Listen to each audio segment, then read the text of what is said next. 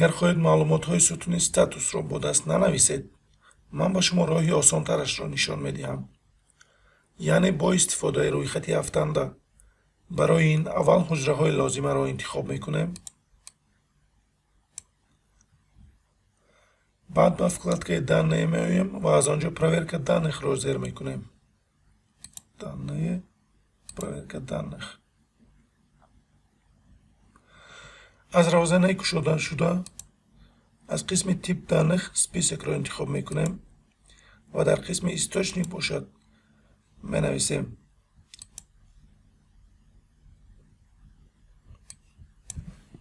اجرا شد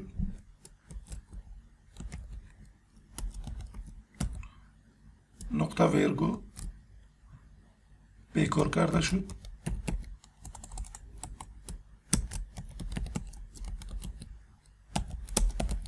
نقطه ویرگول و در حال کار کرد.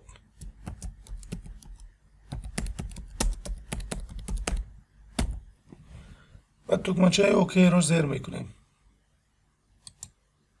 چخیره که میبینید در اینجا همه وریانت ها پیشنهاد شد.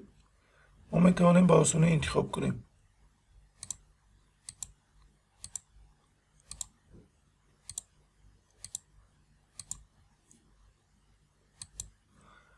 در اینجا اگر یکان چیز نو نویسیم مثلا اجازت نمیدهد. تنها میتوانیم از وریانت ها انتخاب کنیم.